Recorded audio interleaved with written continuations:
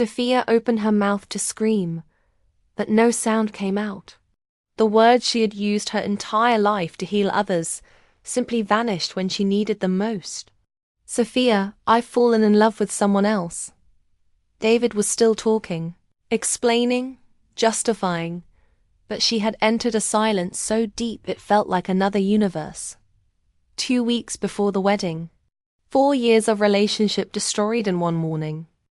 How does a therapist who lives by words survive when they abandon her completely? Sophia was about to discover that sometimes silence can heal what words never could. This is the story of how she found her voice through what she didn't say. Will Sophia be able to apply to herself everything she taught others? Sophia Chen had always known that words had power. During 5 years as an art therapist in Austin, she had witnessed patients find relief through verbal expression, transforming pain into narrative, trauma into understanding. Her sessions were filled with deep conversations, where each word carried the weight of healing. She fervently believed that talking about pain was the first step to overcoming it. But sometimes, life teaches us that our greatest conviction can become our greatest illusion. On that Tuesday morning, when David appeared at her apartment door with his eyes avoiding hers, Sophia didn't imagine that in a few minutes she would discover that there are pains so deep that words simply cannot reach them. What happens when someone who always taught others to talk about pain finds herself without words for her own? Will Sophia be able to apply to herself everything she taught others? "Sophia, I've fallen in love with someone else." David's words echoed in the apartment like an echo that refused to disappear. Sophia watched him talk about Jessica, his co-worker, about how it just happened, about how he never wanted to hurt her. Each word of his seemed to come from very far away, as if she was submerged in water and could only hear muffled sounds. 2 weeks before the wedding. 4 years of relationship. 300 guests already confirmed. Sophia opened her mouth to respond, but discovered there weren't enough words in the world to express what she was feeling. It wasn't just betrayal, it was the collapse of an entire reality. She, who always found the right words for her patients, found herself facing an emotional abyss that language couldn't cross. David kept talking, explaining, justifying, but Sophia realized that each word of his only deepened the silence growing inside her. It was as if her soul was retreating to a place where words couldn't reach, and perhaps that was exactly where she needed to be.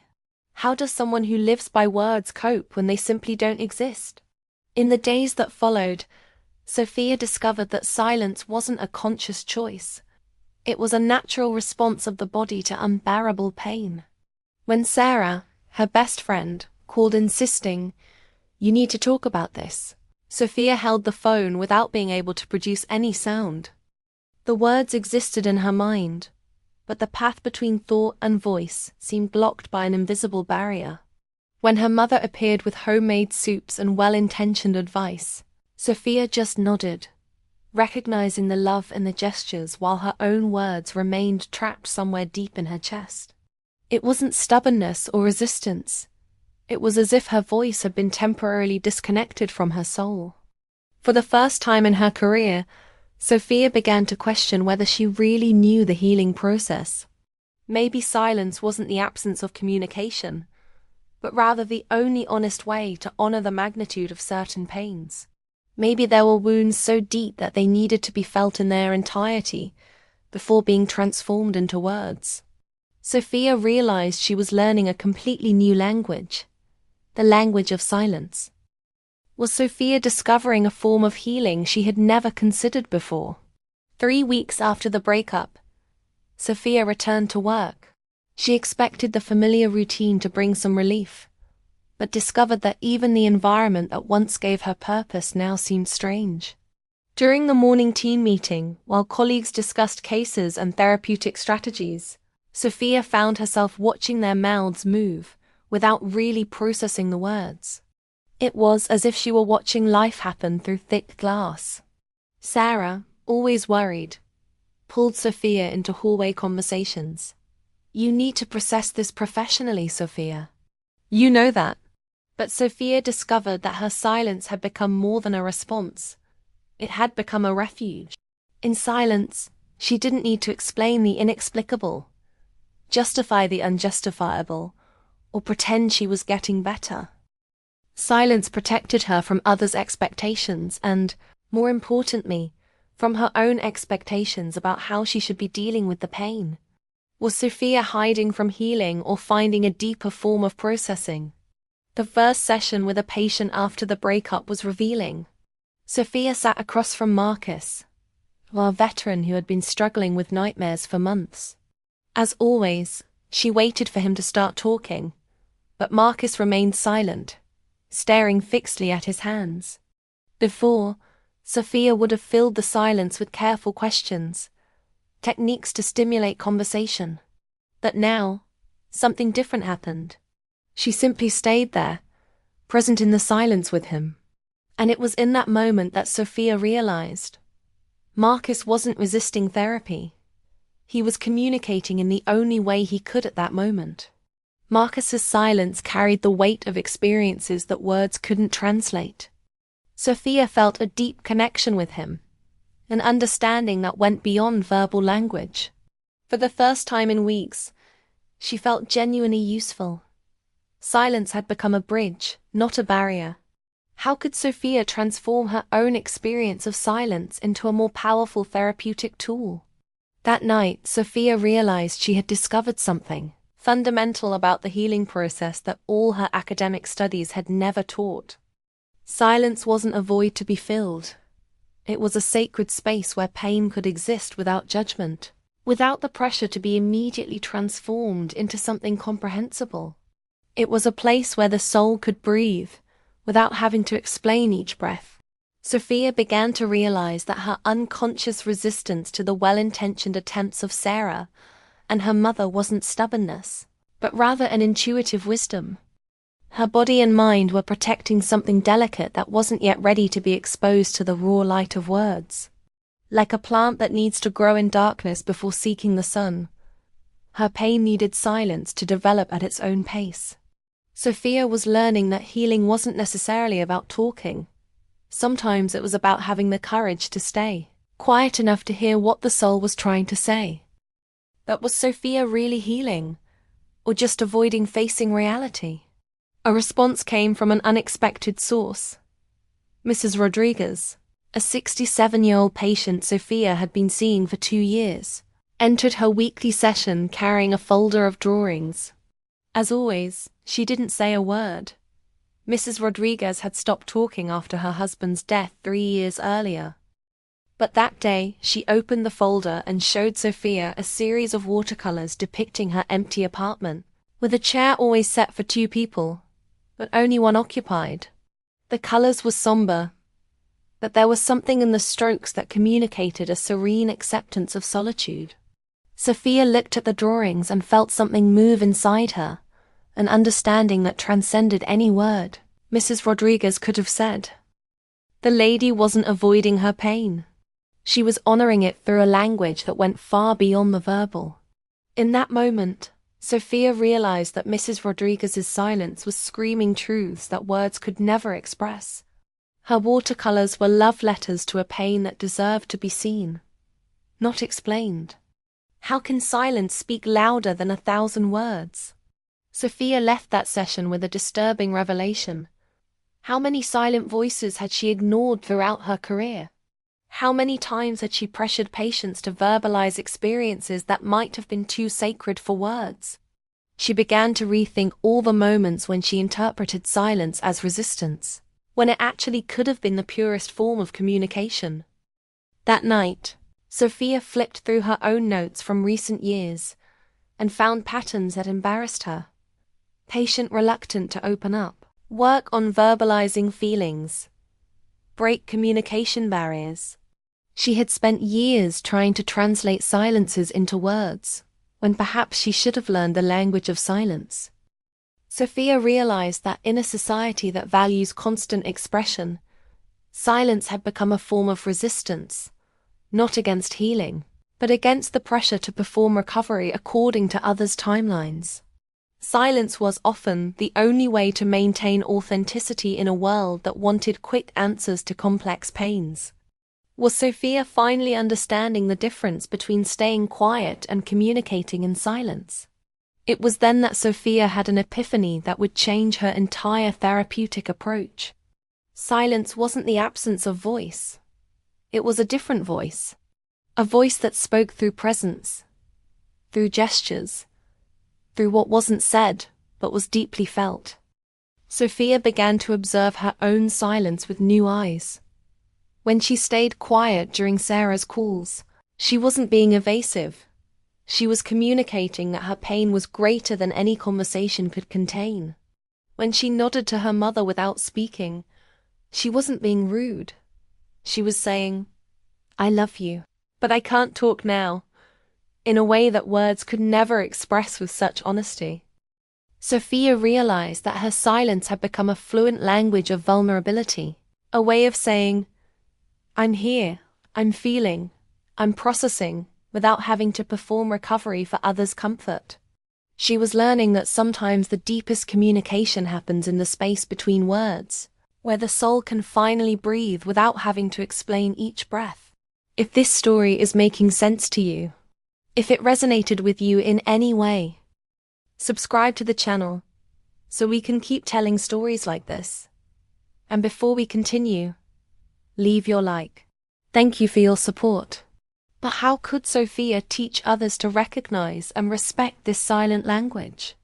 2 months later, change began when James, her supervisor, asked to talk with Sophia after a team meeting. Instead of confronting her about her prolonged silence, he did something completely unexpected. He stayed silent with her. For 5 complete minutes, they simply sat in his office, without pressure, without expectations. Then James said softly, "Your silence has taught me a lot about authentic presence, Sophia. Thank you for reminding me that not all healing needs to be loud." Those words touched Sophia in a way that months of "you need to talk about this" never could. James wasn't trying to extract words from her. He was validating her experience exactly as it was. Sophia felt something loosen in her chest, as if a door that had been locked for months had finally found the right key. It wasn't the key of forced speech, but the key of recognition. For the first time since the breakup, Sophia felt truly seen and understood. What happens when someone finally recognizes our pain without trying to fix it? Inspired by James's approach, Sophia began to question whether she was ready to rebuild her professional confidence in a more authentic way. She decided to experiment with something new with her patients, but with initial hesitation. Instead of trying to break silences, she began to cautiously inhabit them.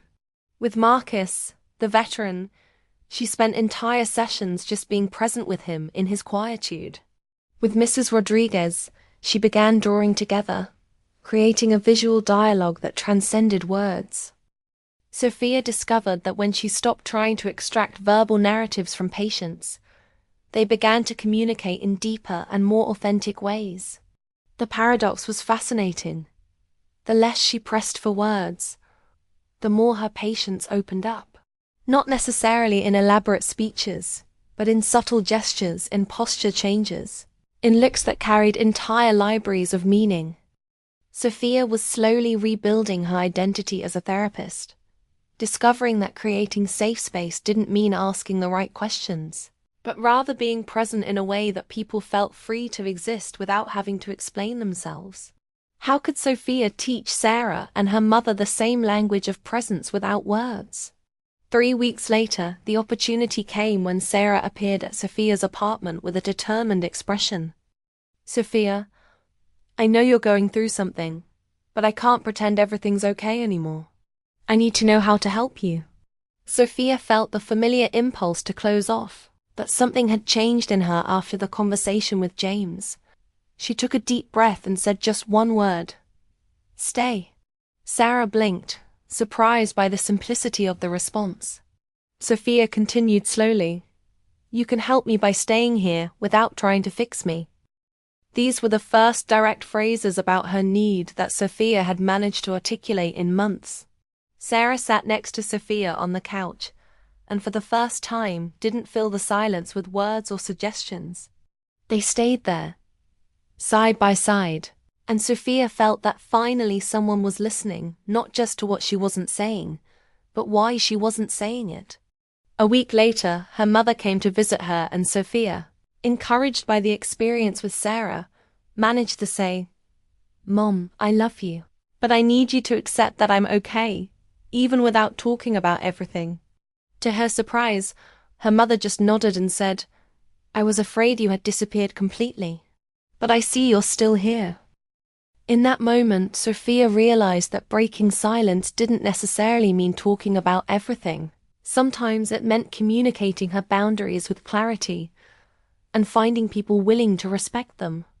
Had Sophia finally found the balance between honoring her silence and allowing true connection?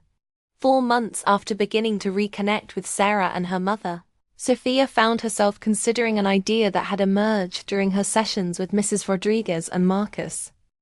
James had casually mentioned that the clinic was open to innovative proposals, and Sophia felt that maybe it was time to transform her personal discoveries into something that could help others. With a mixture of nervousness and renewed determination, she proposed facilitating an experimental support group, a therapeutic silence circle. The idea had crystallized when she realized how many of her patients benefited more from shared presence than from traditional talk sessions.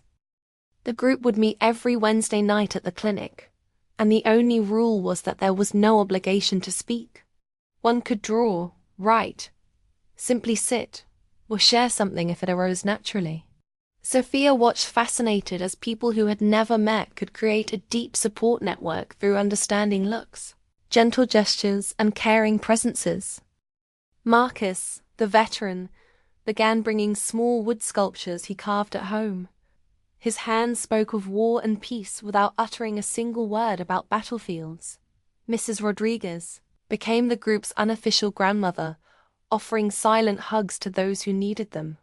Sophia discovered that by creating a space where silence was not only accepted but celebrated, she had found a form of healing that transcended everything she had learned in university.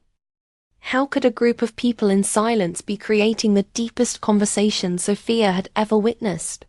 It was during one of these sessions that Sophia experienced a moment that would forever change her understanding of healing and connection. A new participant, Elena, a young woman who had lost her child in an accident, entered the circle visibly fragmented. She sat down and immediately began to cry. Not the performative crying that seeks comfort, but the raw crying of someone facing the impossible to be processed. Sophia prepared to intervene professionally, but then something extraordinary happened. Mrs. Rodriguez silently stood up and sat next to Elena, not to console her or interrupt her tears, but simply to cry with her. Marcus, who rarely showed emotion, extended his hand and gently touched Elena's shoulder. One by one, each group member approached, creating a physical circle of presence around Elena's pain. No one said everything will be okay or he's in a better place. They simply held the space for Elena's pain to exist in its totality. Sophia watched with tears in her eyes as the group's silence was offering Elena something no words could give: the absolute validation that her pain was seen, respected, and honored. It was a form of love that Sophia had only discovered through her own journey in silence. A love that doesn't try to fix, but simply witnesses. Had Sophia finally understood that the deepest healing happens when we allow ourselves to be seen in our complete vulnerability? 6 months after that devastating morning, walking home under Austin's starry sky, Sophia reflected on the extraordinary journey she had lived since David destroyed her reality. She realized that her silence hadn't been a pause in her life. It had been a silent revolution that completely transformed her. Sophia had discovered that there are forms of communication much deeper than words, forms of presence much more powerful than speeches, and forms of healing much more authentic than conventional therapies. She thought of David and Jessica, and for the first time in months, felt something different from pain. She felt a complex gratitude, not for the betrayal, but for what the betrayal had revealed about her own capacity to find wisdom in ashes. Sophia had learned that sometimes we need to be completely broken to discover an entirely new way of being whole. Her silence had become her greatest teacher, teaching her that authenticity sometimes means resisting the pressure to have answers, that healing sometimes means honoring pain before trying to overcome it, and that true connection sometimes happens in the spaces between words. Sophia smiled at the stars, knowing she had found her voice in a way she had never imagined possible, a voice that spoke through silence and healed through presence. She had discovered that her silence had not only healed what words never could, but had opened a path to help others find their own authentic language of healing.